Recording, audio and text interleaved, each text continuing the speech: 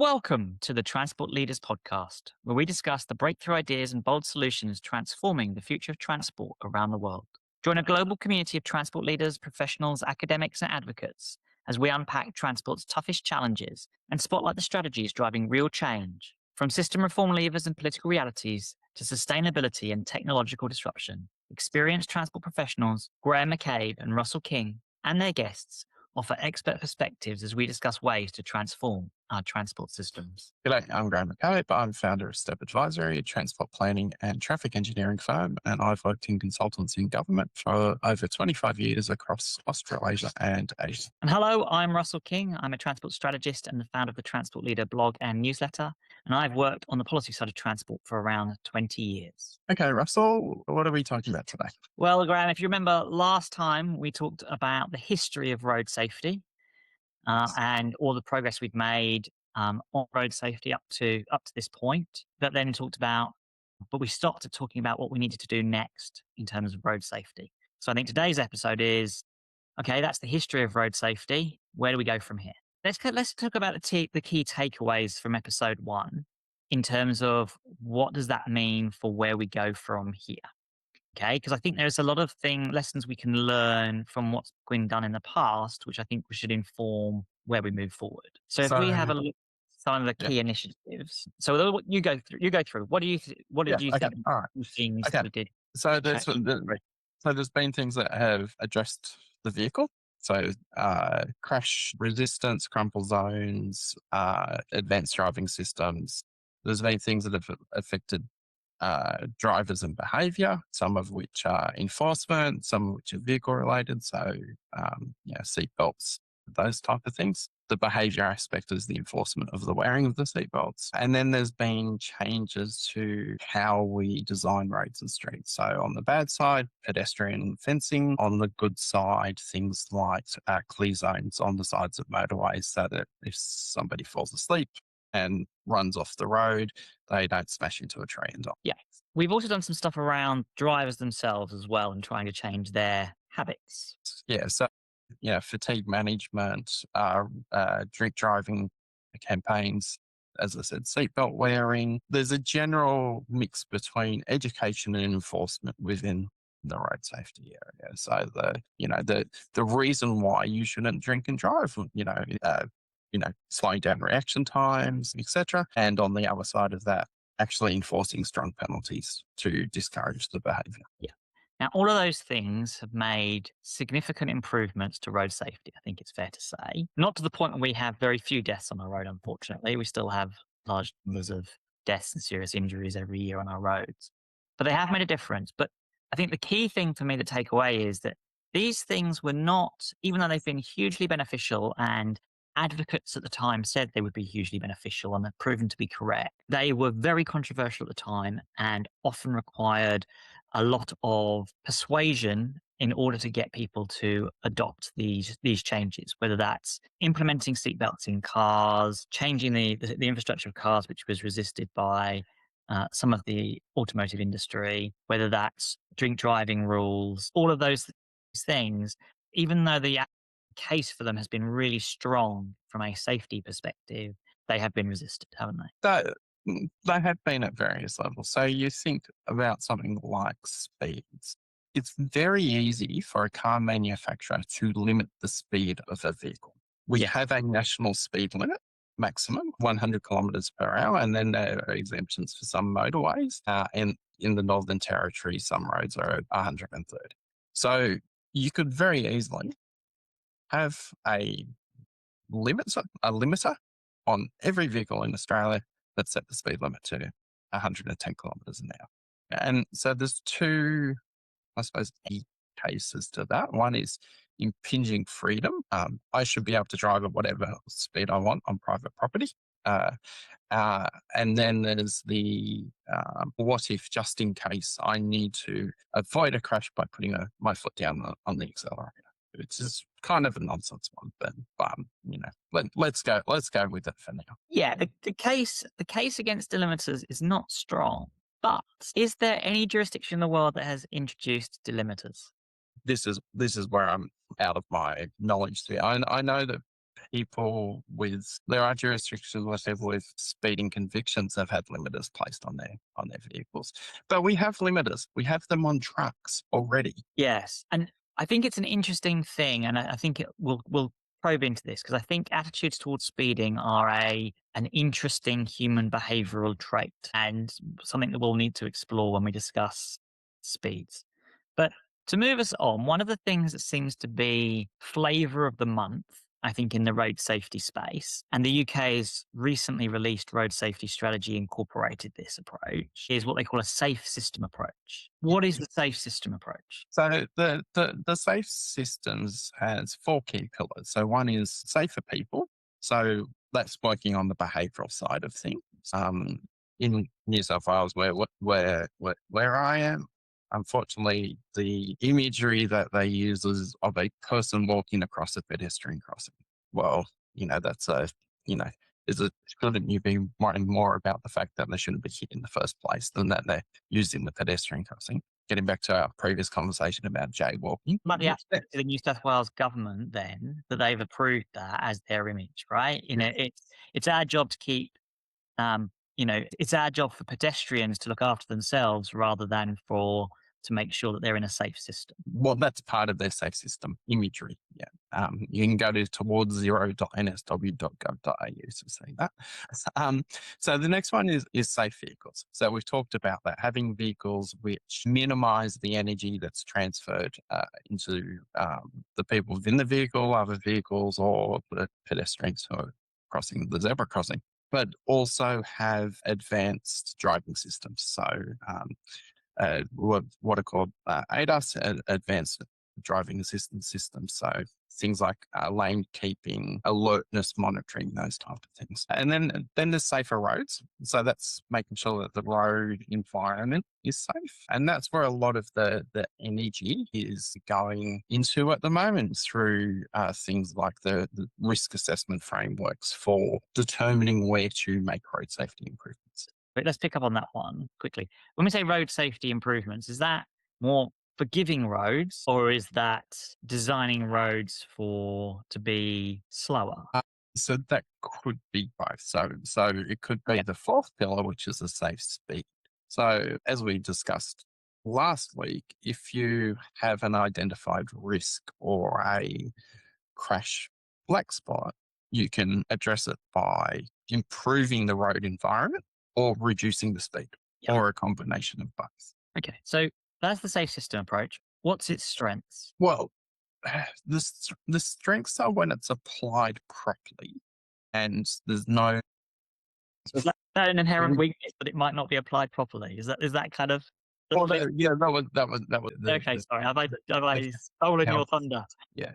So the you know you the safe vehicles, well, that comes through United Nations regulations. If whose crash assessment protocol that you're adopting, whether it's the Euro new car assessment program or the American one that you're using as your framework for the vehicles. So that's actually quite a strong thing because you look at the Euro NCAP has a very high focus on the impacts to other road users, so pedestrians and cyclists, with the exception of utility vehicles and SUVs, which are part of historical political deals about not supporting industry by not having them to have to care so much about pesky people walking. Let's pick up on this because this is a really Yeah. important point, and in amongst road safety people, this is a really important area here. Okay, is that theoretically the vehicle safety standards, okay, are about making, as you say, in the European ones, are supposed to be making about both the people in the car and outside of the vehicle, okay, safer. But somehow we have developed a system where we are inherently increasing the proportion of vehicles on our roads, and this is a global phenomenon, okay, that are less safe comparatively for pedestrians and cyclists in the Yeah. form of SUVs. And as you suggest, there's effectively been a nod and a wink that says, when these vehicles are assessed, they're kind of assessed as, oh, yes, they're very safe, but only within their own category. They're not compared to other vehicles. They're So, they're not they're not considered passenger vehicles, even Right. though that they carry They clearly passengers. are. And that's through a deliberate evolution within the motoring industry of, that were historically a cab that would fit one or two people with a large bed, a truck bed. And then people went, well, we actually want to carry more than one person or two people. So they created what was called a dual cab, which was you could squeeze people in a second row of seats. But there was also a loophole in many parts of the world where you could use those vehicles for private use as well. Yeah, the auto industry is really good at market research. Went, here's a market opportunity. If I can sell the utility vehicle that can be then seen as a family vehicle, but the owner gets the economic benefit of it being a work vehicle and all those tax incentives and discounts that come with it being a work vehicle. And then I can up all the features and charge even more and more and more. And then the value of the cargo compartment or the bed has gone down and down and down. So if you compare tradespeople between their personal vehicle, which will be a sports utility vehicle, and their work vehicle, which more and more these days is a van. Yes. Yes. So effectively, and the safe system approach doesn't deal with this, does it? No, because this is a political issue. Right? Okay. Yeah. Adopting the safe system approach, it sounds very nice since it's a systemic system safety thing. Sounds good on what it says on the tin, kind of thing. But actually, it's got big, big holes on it. But it's not the only weakness, is it? Of the Yeah. safe But system. sorry, and just go back to that. You could say, well, that's fine. You can have these vehicles, but they also have to be not so deadly to pedestrians or bicycle riders. So, Yeah. but requiring them to have the same ADAS systems as the vans do, so that they actually stop before hitting a pedestrian, or if they do hit a pedestrian, they have the bonnet or front based airbags to reduce the impact. So you can address it. There's a political decision not to address Yeah. it. Yeah. There's a whole bunch of stuff that could be done Yeah. to make things better. I think there's a whole bigger conversation about getting ever larger vehicles, which is what we've been doing over several decades. Whether that inherently does it, but okay, so that's one weakness of the safe system approach. Yeah. So, the biggest weakness of the safer roads approach is it creates more open roads. So a safer road will have a wider lane. It will have a wider shoulder and clear zone. And that's inviting to people to drive faster. Yes, and so is that just the way that, as you say, is that the way the safe system approach has been implemented? So actually, the safe system approach doesn't sort of say isn't specifically saying here's what you do to make roads safer. It's kind of leaving that up to the traffic engineers who have got different interpretations of that. Is there Well, something? in this case, it's more road design engineers. I apologize to the specific engineers that are in this space. My Oh, expertise no, is not in no, understanding those but different nuances within the engineering community. But yeah, so this that I'm being a bit flippant, but the safer roads approach could be things like putting in crash barriers on high risk curves so that vehicles don't lose control and go off the road, or putting in a median between opposing directions of traffic if there's a risk of cars traveling into the traffic of the opposing direction. So it's not just about those things. That would be more when you're designing a new road. But having that it increased expanse of open road. But safer roads can also be things like forcing speeds down through the use of speed cushions or raised pedestrian crossings. It can actually be narrowing the road from a behavioral perspective to reduce the speed by making it feel more constrained. And you can do that, for example, just through painted lines. You can make the road feel a lot less safe than it is so that people are more cautious. yeah, so it's not inherent in the safe system approach, but it's about the interpretation of it. It is inherent because there is a psychological behavioral element in there as well. So Okay. it's the application. So all of these things are it's the application of Yeah, the there's a difference between perhaps the theory and the practice. Is that where it is? Okay, so the other thing I think is a question for me on the safe system approach is that it's very car focused, not multimodal focused. Is that inherent, or is that again the difference between theory and the practice? so safer vehicles, for example, includes uh, having alert-based systems for heavy vehicle drivers to monitor their fatigue. Seat belts on buses and coaches. 90% of it revolves around car-based travel. The safe system itself, it doesn't have actions around mode shifting to public transport, walking, and cycling. So it doesn't take out the biggest risk element of driving, which is driving itself. Yeah, it's the exposure, isn't it? Yeah, yeah, Okay, that people have towards not just driving themselves, but actually being on a road, right? And so there's an alternative school of thought which is saying maybe in terms of addition to the safe system approach, we also need a focus on creating a safer multimodal system.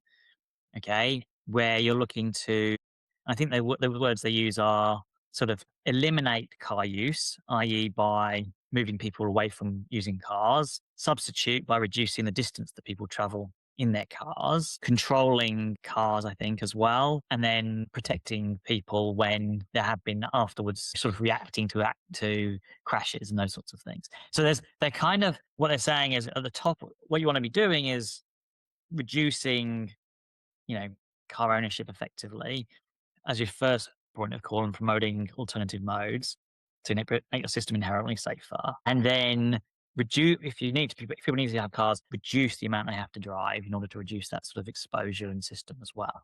Is that a fair yeah. reflection of what they're trying to do? Yeah.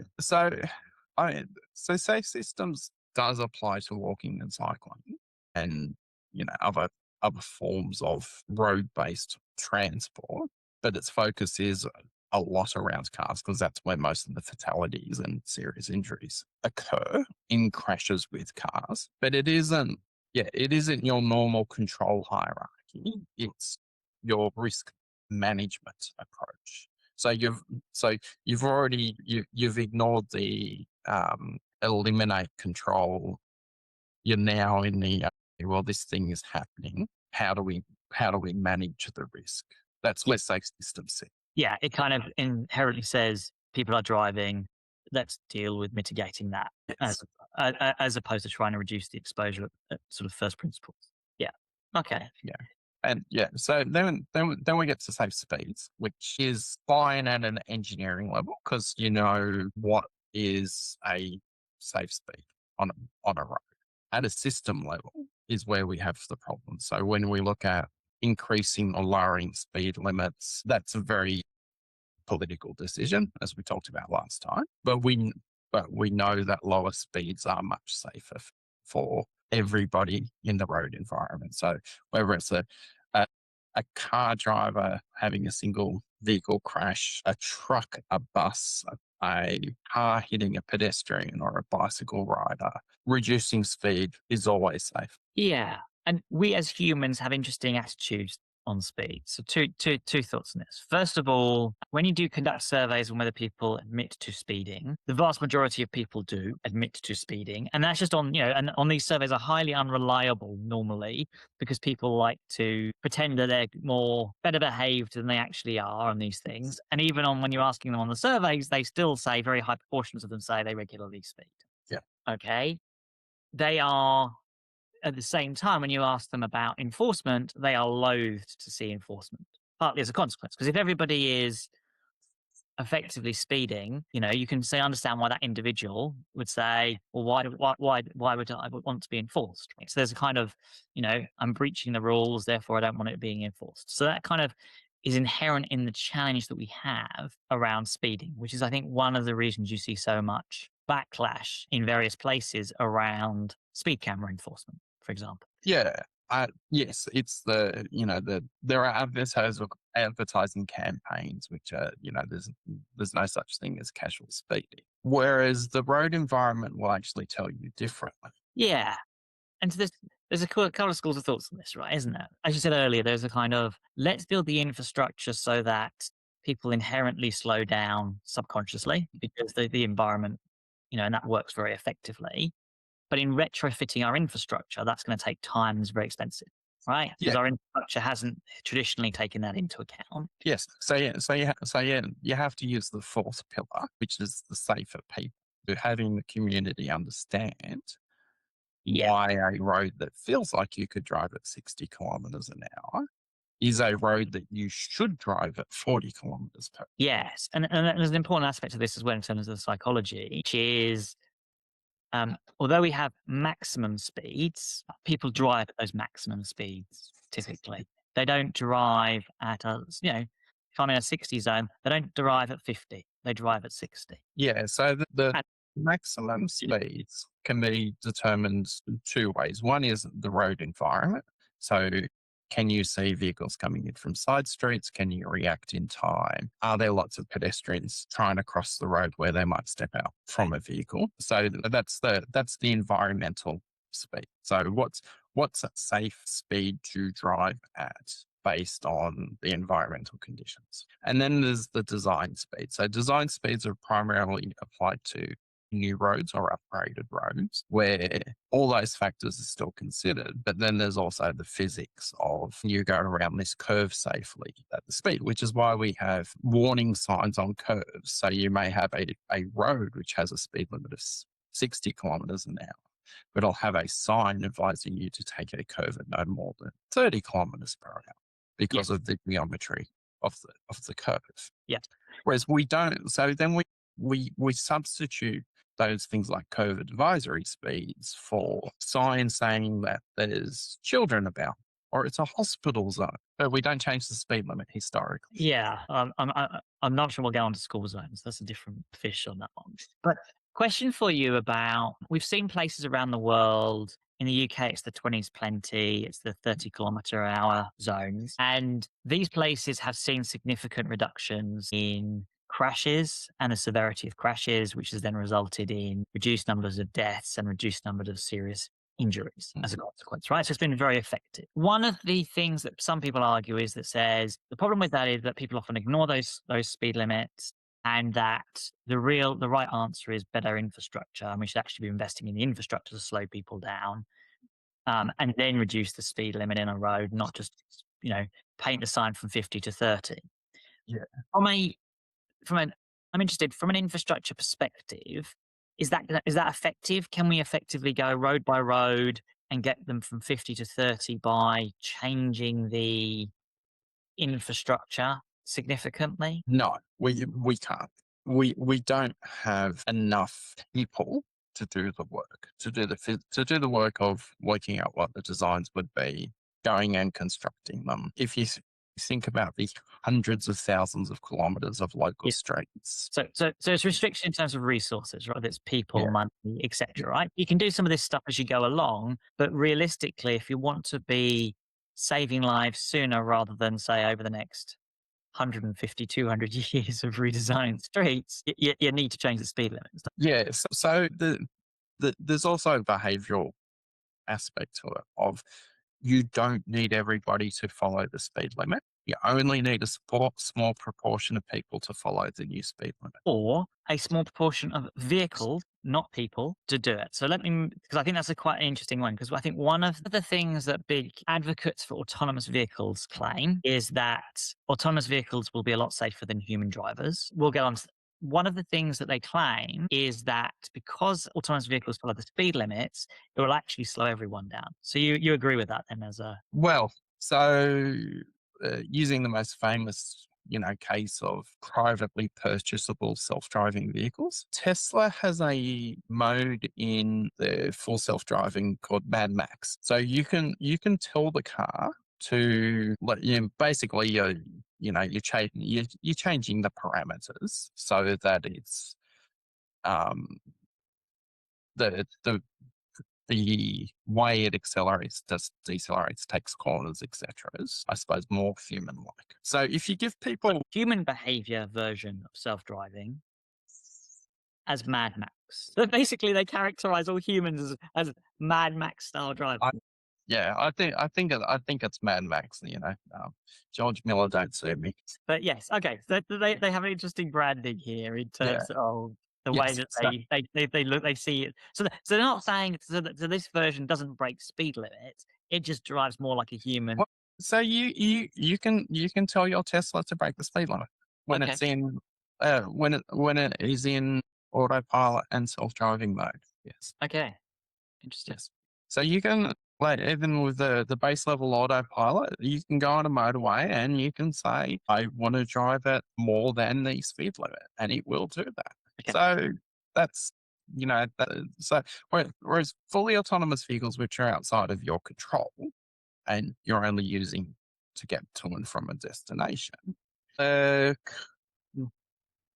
will a transportation network company for one of them say, "Well, if you pay us an extra $50, we understand that you're in a rush and we'll get you there a little bit faster." yeah. This does not seem a very complicated regulatory problem, given that the data and speeding would be captured, and it wouldn't be hard for the regulator to go. You have to report every situation where you Well, stay. well, given the problems that they have in pulling over for emergency services vehicles at the moment, um, I think they're sticking with the move fast and break things approach to the universe. And if there's money in it, yeah, you can always bet a big company will be interested in that money.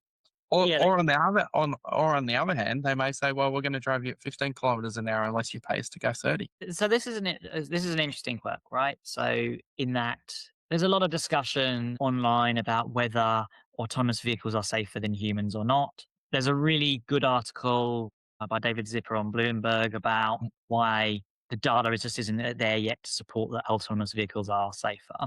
I think the thing for me is whether you think they're safer or not now. I think it'd be very hard to argue that they're not going to get safer over time. And then there's a question of at some point they will be safer than humans. And then once they are, they will continue to get safer, unlike humans who often don't because of their behavioral Yeah. idiosyncrasies. And so autonomous vehicles should make our roads safer in time as they roll out and become increasingly safe, I think.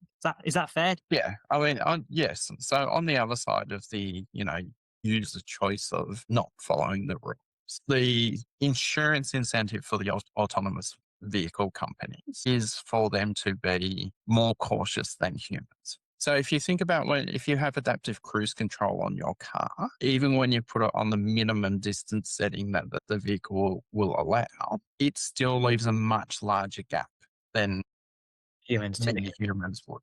Yeah, yeah. And so so is that going to solve it? So is our solution to, because when I read the UK's example, they're very big on technology being the answer to their safety challenges, right? Australia. Right, and that's a combination of AVs and then ADAS, which is the assisted driving Yes. systems, right? How, are those things going to make our systems safe, or do we need to do other things as well? So, is it okay for us then to have 50-kilometer-hour speed limits everywhere, but the autonomous vehicles will make us safe as opposed to 30 kilometers an hour Yeah. on roads? So you still hit fundamental physics. You do. So there is a safe deceleration speed for a vehicle that where the vehicle occupants don't get injured. And there's also another risk factor of autonomous vehicles of people not wearing seatbelts while they're in them. So you think of the case of e-bike share schemes, e-scooter schemes. They all require you in most parts of the world to wear a helmet, and they have a helmet with the vehicle, and you got to take the helmet out of its holster at least in order to ride the vehicle, and you sign a thing that says, "Yes, I'm wearing a helmet." And good proportion of people who are riding those bikes and scooters aren't wearing the helmets that have been provided for them. Yeah.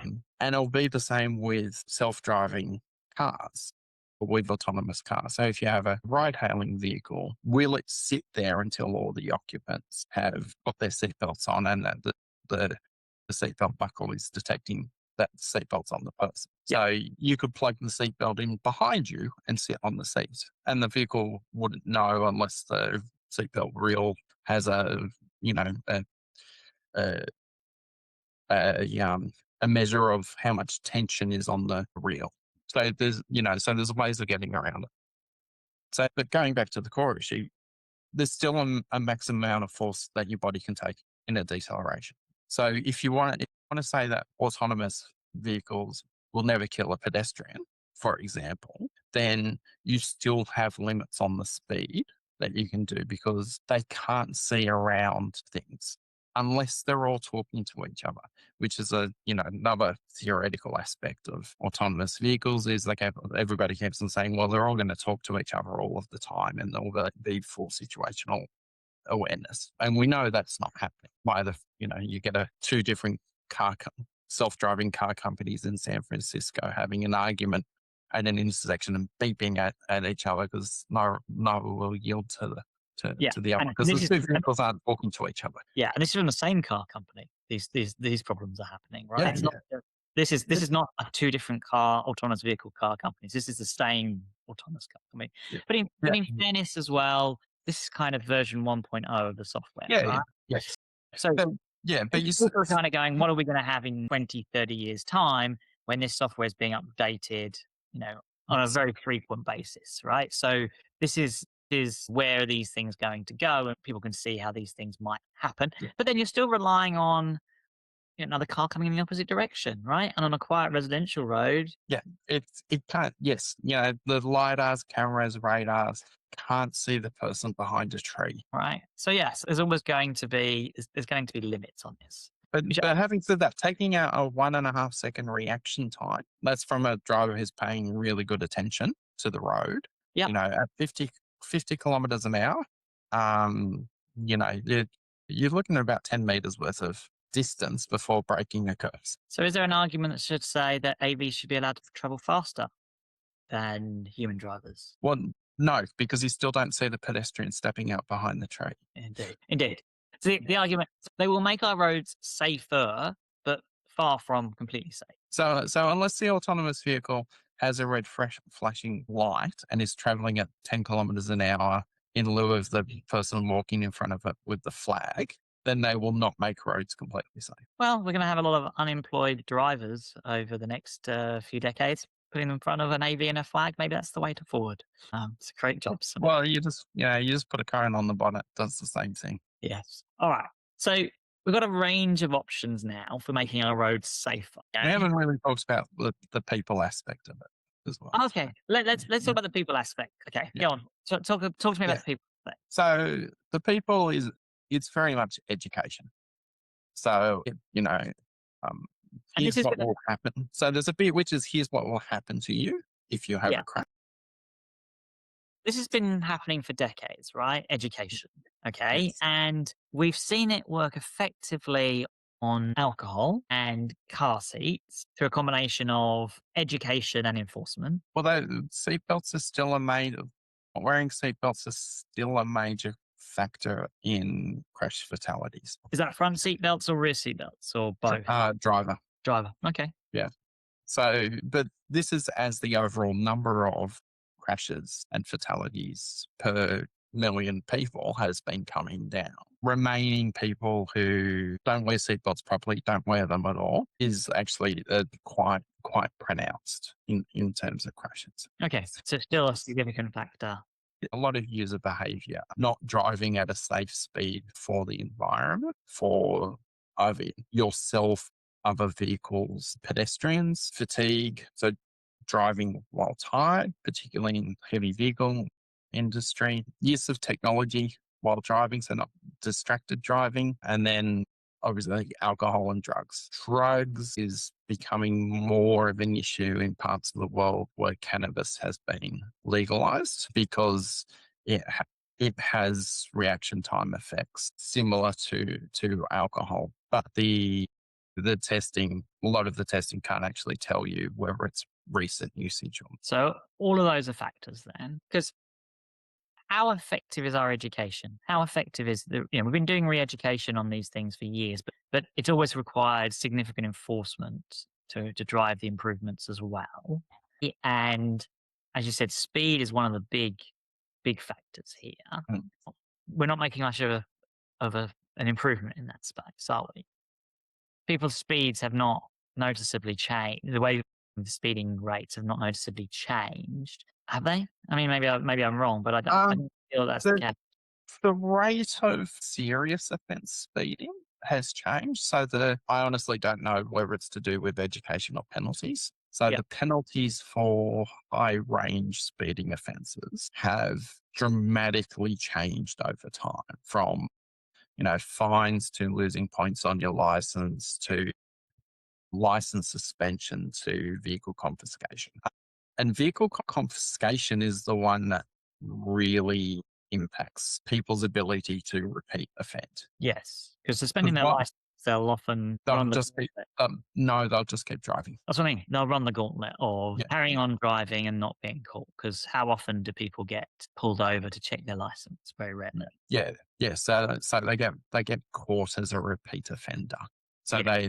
they have their license suspended and they keep on driving and speeding and then get caught. And so then my suspension might be a bit longer. Well, then they get banned eventually. So yeah. And depending on where you are in the country, yeah, you can't confiscate it. So, but imagine that. That's You think about somewhere like or places that don't have good public transport, that becomes an employment killer. Yeah.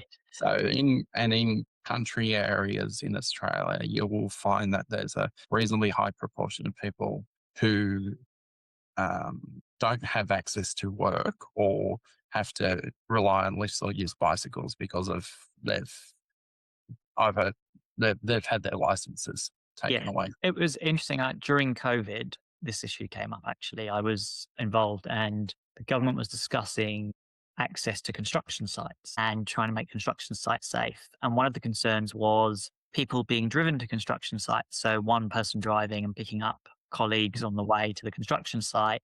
And because of the rules around COVID, it was no, you can't have two people in the vehicle. The problem that construction companies had was a significant proportion of their workforce Had their license taken away.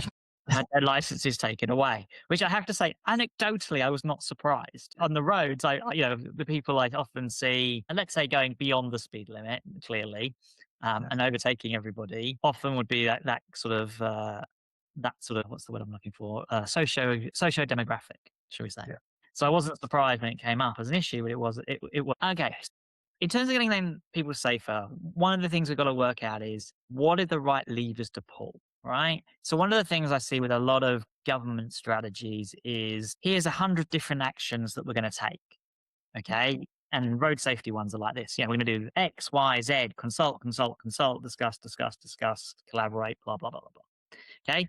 But there's lots and lots of actions. How should we be prioritizing? So I suppose it depends on what you're trying to solve for. Okay. So yeah, are So you? go. So What are the options here? so is your focus on the highest number of people reached, or is it on killed and seriously injured, on changing the community? So, changing community attitudes, you go the 3.5% rule. You 3.5 get 3.5% of the community to be, publicly in favor or against something. And that's enough to change societies. You don't have to get 50%, plus one. Yeah. So it depends on what your, I suppose, priority is. The thing that might work in a country or regional area isn't necessarily the thing that's going to work in a CBD area. So CBD area, you might have drinking, which is intoxicated people walking onto the road and not carrying and stepping in front of vehicles. So in that situation, while you're trying to also minimize harm around alcohol consumption, you may want to lower speed limits so that when those drunk people step into the road from behind a tree or a pole or a car or whatever, that the vehicle that hits them doesn't cause as much serious harm. Yeah. Whereas a country road, it might be speeding, it might be safety barriers, it might be seatbelt usage. Yeah. So just for listeners' sake, in an Australian context, the bigger challenge at the moment is in rural and regional areas compared to the cities in terms Yes. of numbers of people having serious crashes and deaths in it and serious injuries. Yeah, and a lot of that's speeding and seatbelts, and you have a vast area that you're trying to cover with limited resources. Yeah. Big country.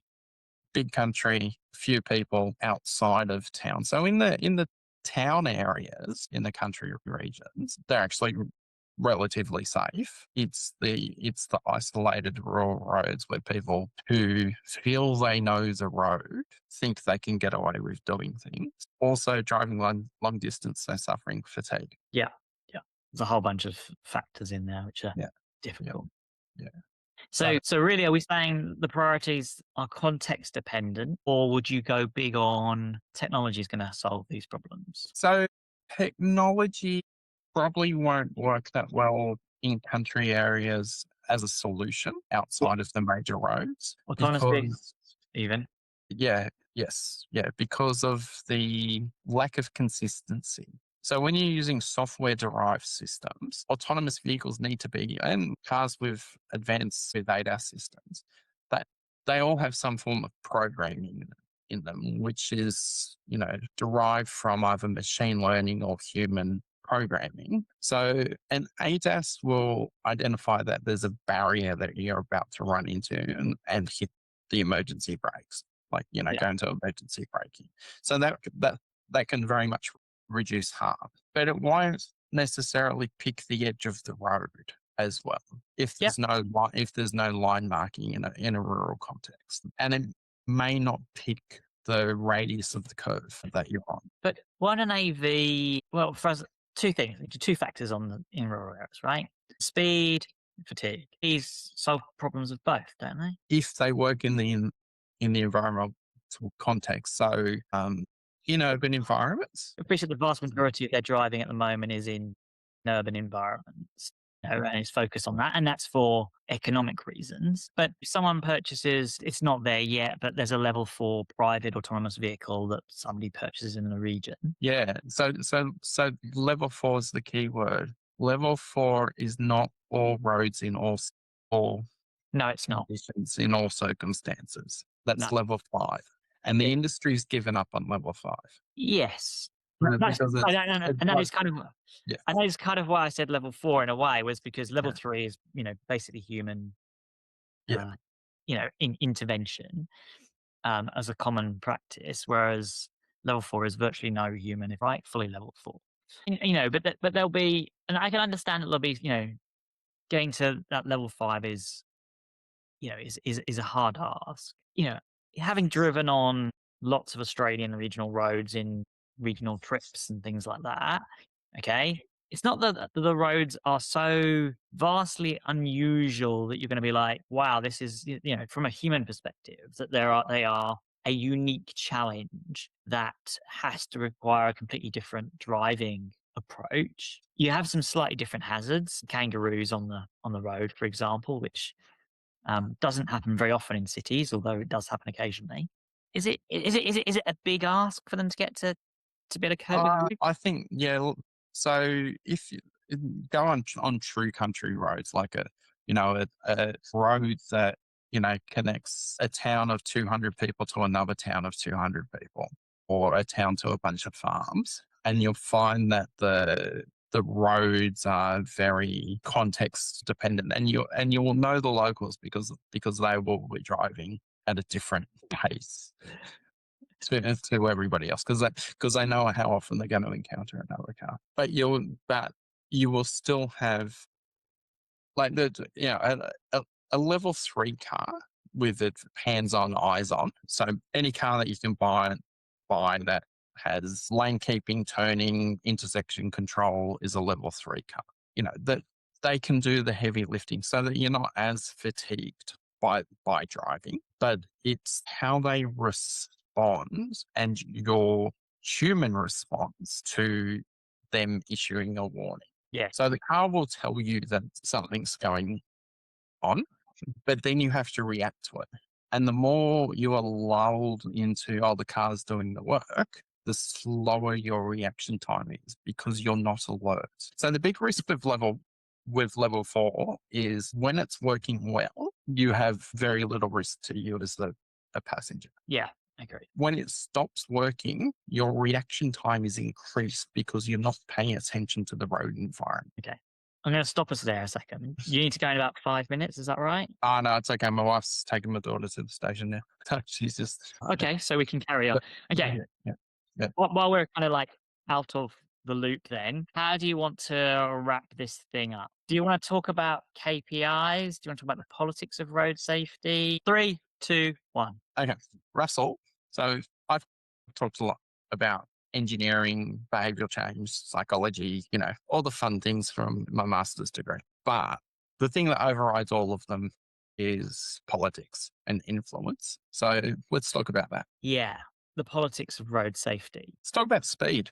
Let's start with speed. And Yeah, politics of speed. speed's the big Frank. I think as I said earlier, speeding is endemic. It is extremely common for the vast majority of drivers. And it's seen as okay. And that's one of the reasons it's seen as okay, right? Is it's kind of like, if I'm doing it, it must be okay. And I think you can go back and go at, when everybody was smoking in the 1950s, how bad can smoking be? Everybody's doing it. There's a kind of comfort that we get as a human species in group think. If everybody is smoking, if everybody is drinking heavily, if everybody is obese, it must be not too bad. Yeah. Okay. And speed also has the overconfidence factor. I'm a good driver. I'm not going But to run off the road. I'm not going to hit a pedestrian. yes, My and speeding's okay. that's right. And we know from the research that 90% of drivers think they're better than the average or something in that region. I can't remember what the exact numbers are, but it's there's the number of people that think they're above average is well above what it would. The crash was something that was the other person's fault. Never Yeah. the person. Yeah. So you've got those factors. You've then also got factors like, you know, there'll be times when people will want to speed because they're late for something or other and think that speeding is a reasonable thing to do in that scenario or whatever, right? And so all of those things then make the enforcement of speeding limits politically difficult because you have vast swathes of the population driving and vast swathes of them effectively breaking it. So my And it's personal revenue raising, isn't it? It's just about earning money okay, for the government. this is certainly one of the things that's put out by people who are like say, oh, it's all about anti-cars or, what's the word I'm talking about? What's the phrase that people use now if you're not car haters or something like that? I can't remember what the phrase is, oh, it's just about raising money. And yes, the fines for road safety do raise significant sums of money, but in most places, and certainly in Australia, that's legislated to go back into road safety improvements, which includes things like improving the road safety infrastructure, education campaigns and those sorts of things. So it's not this huge pot of money that is going to fund everything in the entire world and targeted at drivers. But there's an important point there, which is the aim is not to raise money. Yes. The aim is to improve safety. Okay. It would be much better to have an enforcement system that raised no money because everybody was following the rules and therefore Yeah. was safer. And so you'd have a lot lower situation. But it does create a political dynamic. So let me tell you the story about what happened in the last few years in New South Wales. So historically in New South Wales, we have had speed cameras, but they have always had to have signage to say there is a speed camera coming up. And so what you see is that people go from breaking the speed limit to slowing down. And this is a very common phenomenon around the world as the sign comes up that says there is a speed camera coming up. Okay. And so And everyone then they slows down accelerate again. and then they accelerate off again. Okay. So because of this and because of the problems in rural Australia and regional Australia, the New South Wales government decided to implement removing the signs that told you where speed cameras were. Okay. Now, was I in favor of this from a road safety perspective? Yes. Did I think it was a terrible idea politically and how it was going to be implemented? Absolutely. Because as soon as I saw that announcement, I thought this is going to be a disaster. which it was, and I'll explain why. Which is interesting because other states have put in speed cameras Yep. and they've had speed cameras that are randomly placed or placed based on crash history, and they have no signage. Yep. So And with I think this was the that's logic that was playing out amongst the road safety people. And I'm sure it was the argument that was made to the minister and the minister's office, okay, as to why this was going to be acceptable. Okay. Let me tell you my lens on where I was coming from, what happened and what the mistake was and how they could have got a better conclusion. All right. As we said, we have a significant proportion of the population that is speeding, right? When you put these cameras in, it was going to be very obvious, okay, that large numbers of people were going to get caught, okay? And it was very obvious as a result of the large numbers of people getting fined and probably large numbers of people getting fined multiple times, okay, because there's a lag between knowing that you got caught and, you know, getting the notice that you've been caught. It was inevitable that that was going to create a community backlash, in my view, okay? And that large numbers of people would say this is completely unfair and is revenue raising and is a disgrace, okay? And that would result in a retreat by the government, a U-turn on the policy. Okay. And that's exactly what happened, right? Huge numbers of people got caught. There was a massive community backlash. The minister had to, got huge amounts of pressure from his colleagues in the party room to say, I've got loads of people complaining about it and saying this is fundraising. You have to reverse this. And that's exactly what they did. They ended up reversing it. And for me, the thing that I would have said was they rushed trying to get to the outcome rather than taking it gently to get to the outcome that they needed. So if I was doing it, I would have said start in one area. Okay. So, in this case, it would have been, say, one constituency, for example. And one, by the way, that was not aligned with the minister or the minister's party as your pilot program, right? And at the same time as doing it, do an entire education program around the entire community. Leaflet them all, communicate them all, tell them making sure that no one can possibly know it's not coming. Really yeah. blanket the information so everyone knows. Okay. There's a sense of fairness thing that you need to build here that everybody knows this thing is coming. Okay. Which is what that was done with the average speed cameras. It's like we're putting these things in. We're going to start off with trucks, then we're going to move to cars, and when we move to cars, we're going to spend a year sending you warning letters. And it's like, Exactly. And that's a yeah, really good sign, right? It was the yeah, next thing should have been warning letters. yeah, Okay. It shouldn't have been straight to fines and losing points on your license. It should have been warning letters. Okay. And it should have been something like a graduated response. So it might have been for 3 months, we're going to send you warning letters. Okay. Then after that, you will have 3 warnings before there will be a fine. Okay. And so that people know that so that people got accustomed to driving at the proper speed rather than getting fined in order to get to them to do the proper speed. And if you'd have had that gradually, I think you could have a worked out in that one place, because I said you would have restricted it in the location is how well is it working? What's our level of awareness in the community that this thing is coming? Okay. Done a proper tracking of how it was done. Okay. The success rates you were seeing. Were you seeing people reducing their speeds? Because you could easily have monitored whether speeds were being reduced or not. Okay. And whether it was leading to the outcomes that you wanted to. And therefore, you're also going, when are we going to actually find people? Is it actually 1 mile an hour over the speed limit? Forget the accuracy problem on that. But, is it, if they're 20 miles an hour, okay, and that's going to impact everybody, that's not going to work. But if you've got a hardcore that are going, say, 30 miles an hour, maybe that's the group you target to start with as well. And you slowly tighten it up as you go, as you progress.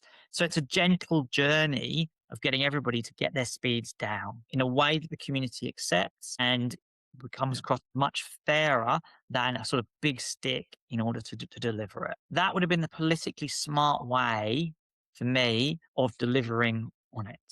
That's one lesson is gradual would have been much more effective. I think if we'd have done that, we'd have had New South Wales right now having speed cameras. And most importantly, I think we would have had much better speeds, more compliant with the speed limits, and importantly, less crashes, less deaths, less serious injuries. And unfortunately now it's toxic for politicians. I don't think it's like, I think if a politician did it in an opposition seat, right, as I've just suggested, I don't think the politics of that are that difficult. It's just you need to think about it There's nobody I would know. It's that sort of thinking politically about this is not going to come from typically from the public service. And so a minister really needs to be thinking about that in that way. And that's a really hard ask.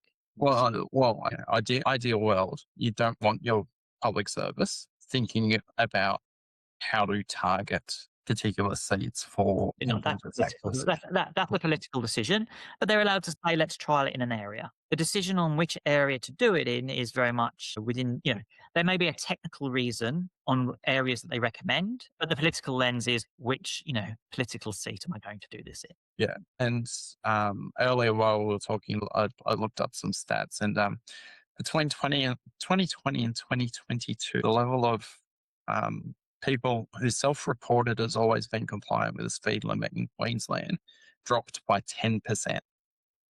So, and then th- this is where safer roads and safer vehicles could actually be having a backsliding effect on behavior. Yeah. Or they're going to people are becoming more honest in Queensland. It's an alternative hypothesis. Yeah, I'm not going to comment on that one. Okay. Oh, whatever. I So, don't, I think that's an example of a really important way that you need to be, that the political lens needed to be put over the policy, and it wasn't in the way that needed to be done. And the result was, unfortunately, a disaster and a U-turn, and we're back at square one. yeah, and I recall Lee Waters from Wales talking about the countrywide drop from 30 to 20 miles Yeah. per hour, and the negative or the backlash effect that had because it was a blanket rather than an road by road or area by area. So they didn't look at places where they should actually keep it at a higher speed limit. They just went, we're just going to reduce it everywhere and then wind it back from that. And the winding back was in response to the backlash. But they've had a very significant reduction in serious injuries and fatalities. I believe they've had no fatalities since they reduced Yeah, the yeah. speed. They recently showed the result. The results came out a few months ago. They were extremely good in terms of reductions in killed and seriously injured in Wales. I've had this conversation with kind of Lee Walters over social media and stuff in terms of the politics of it. And I think it'll be interesting to play it, see. I think people have to go back and have a look at it and how it plays out. I think one of the things that's likely to happen, I think there's elections in Wales this year in May. There is a very high chance there will be a change of government. That's way beyond the 20-mile-an-hour situation. But I think it could be a government that is hostile to lower speeds. And it'll be interesting to see whether, or inherently would be hostile to lower speeds typically. And it'll be interesting to see whether they row it back or whether they just leave it as it is. Because I think that will tell us a lot about the politics of it, whether people are just accepting it now. Because that's the thing with a lot of these changes. You get a lot of opposition at the time, but once you put the change in, people would never go back. And I think it'll be interesting to see how Wales goes with that. The other thing I think is an interesting way of doing it was I think there's been really interesting lessons learned from Bologna. So that's a city in Italy, and they went to 30 kilometers an hour, and I was really impressed with the communication strategy they had around it.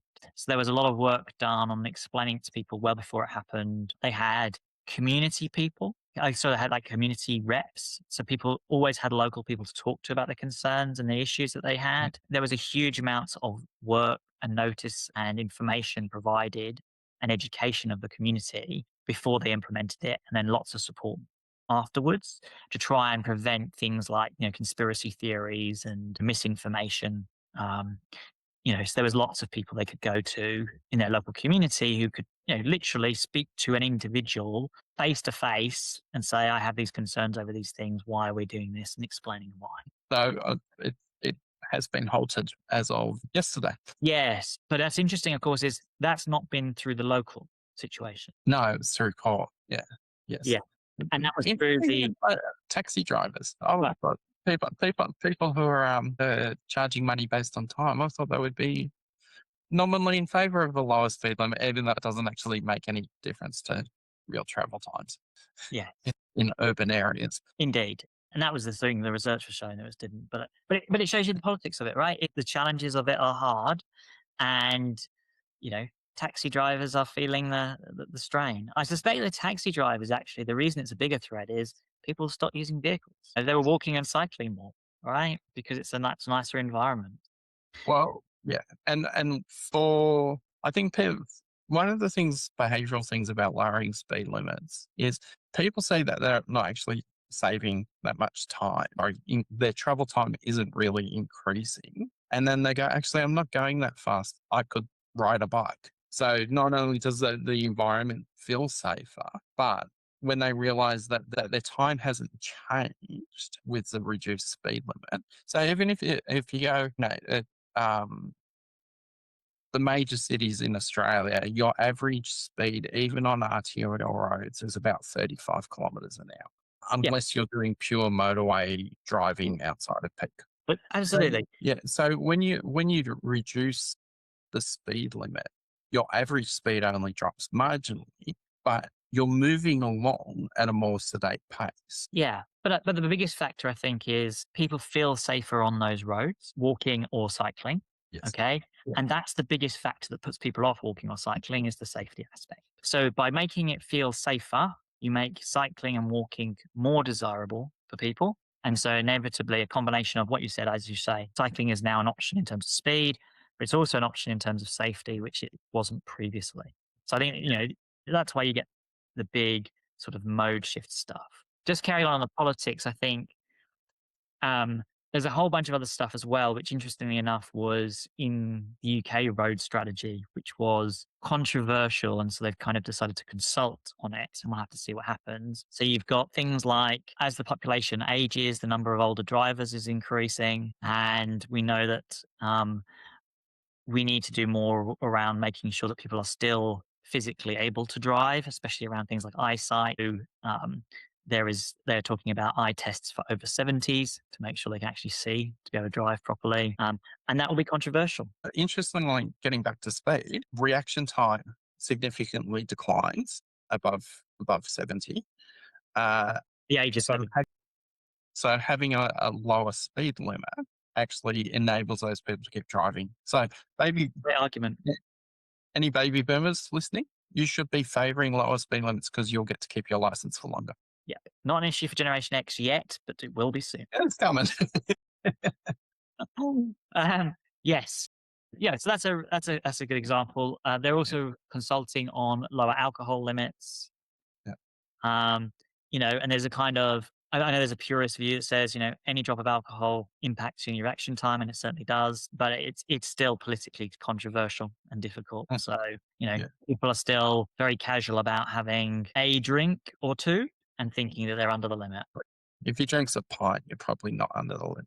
Exactly, right. And that's part of the confusion, is that, people are unsure about the limits, Yeah, right? Okay, it's confusing. It's not like this pint, this spirit, whatever. yeah. It isn't a straightforward conversion, right, as to whether it's acceptable or not.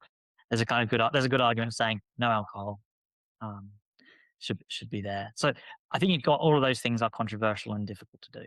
But anyway, I think that's been an interesting discussion on where we go from road safety from now. But I think reducing speeds and getting smarter speed enforcement would be a really good step forward. Yeah. So thank you, Russell. Thank you, Graham. Great to talk to you as always. And please like, subscribe, buy us a train or bus ticket if you're feeling generous. And I'm sure you'll have comments about all the places where we're wrong, and we want to hear them. There's no That such thing as a bad comment. that is a really good point.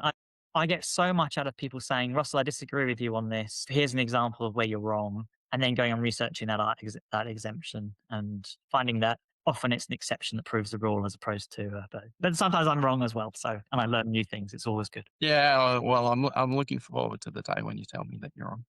But you can probably say the same about me. All right. Yeah. And yeah, you'll see us next week when we talk about another topic. I think we've done enough on road safety. I think so. I'm sure we will come back to it sooner rather than later. Yes, after all the comments. Thanks, Graham. Thanks, Russell.